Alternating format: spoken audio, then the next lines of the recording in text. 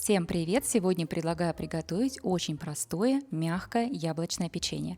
Это печенье получается очень нежное и по вкусу даже немного напоминает булочки.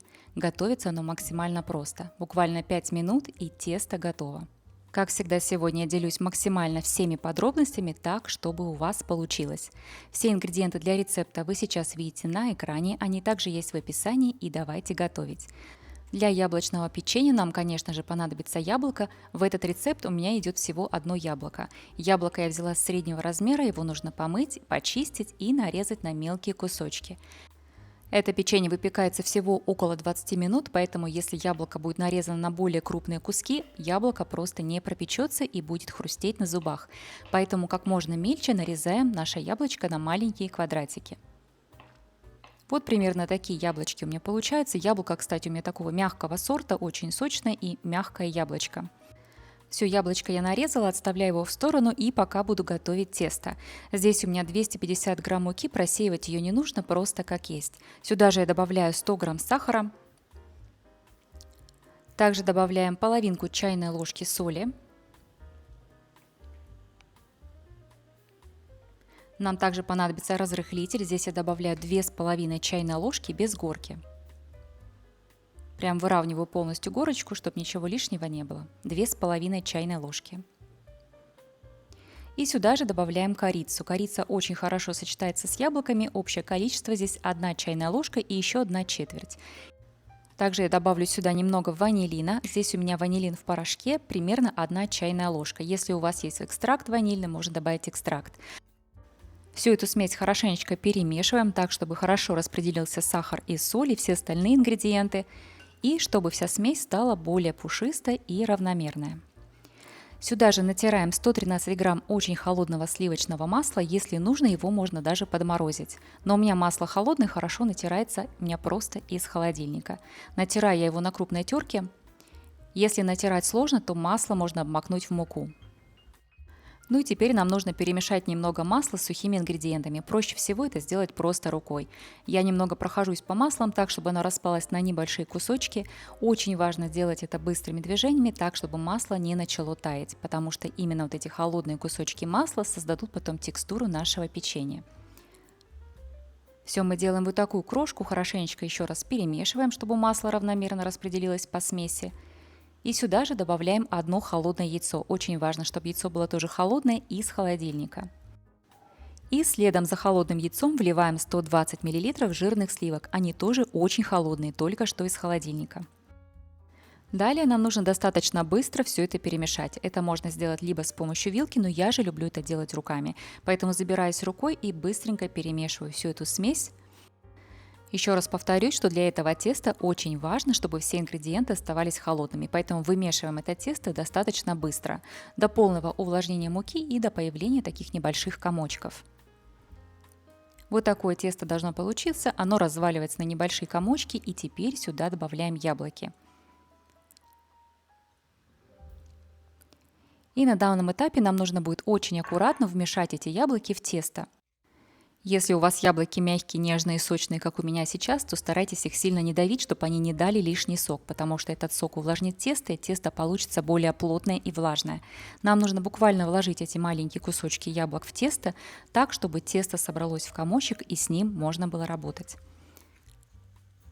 Стараюсь это делать очень аккуратно.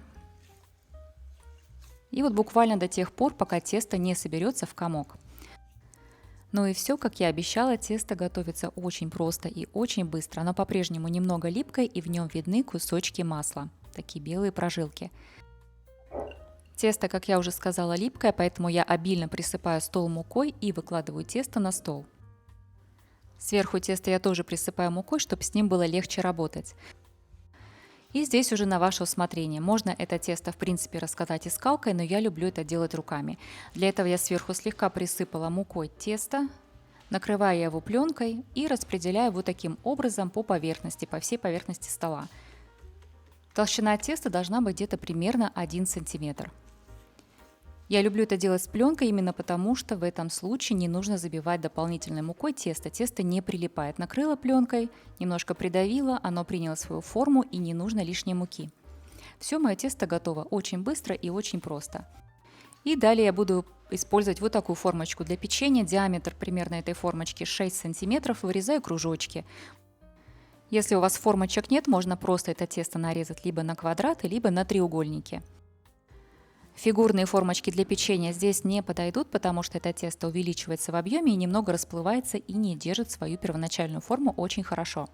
Поэтому вот такие, либо квадраты, либо кружочки. Все, я выкладываю свои кружочки на противень, застеленный пергаментной бумагой, которую я ничем не смазываю, потому что он мне никогда не прилипает.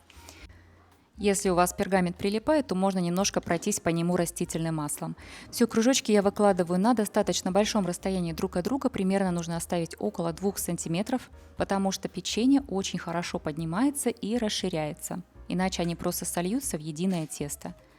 У меня даже получилось немножечко больше, чем я рассчитывала на противень, поэтому я положила 3 штучки отдельно.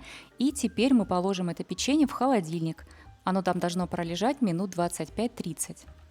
Через 30 минут вот так у меня выглядит печенье. Оно подмерзло. В этой чашечке я сохранила 1 столовую ложку жирных сливок, остатки у меня, и немного взяла коричневого сахара. Можно взять белый сахар в принципе, но коричневый имеет приятный карамельный вкус, поэтому мне нравится использовать коричневый.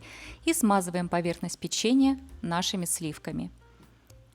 Если печенье не смазать, то оно останется очень бледным и не очень красивым по цвету. А если смазать сливками, то у него появляется такой глянец, они будут блестеть и будут немножко золотистые.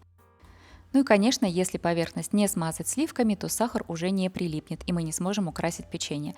Все слегка сверху присыпаю коричневым сахаром, и духовка у меня уже разогрета на 200 градусов по Цельсию или 400 по Фаренгейту.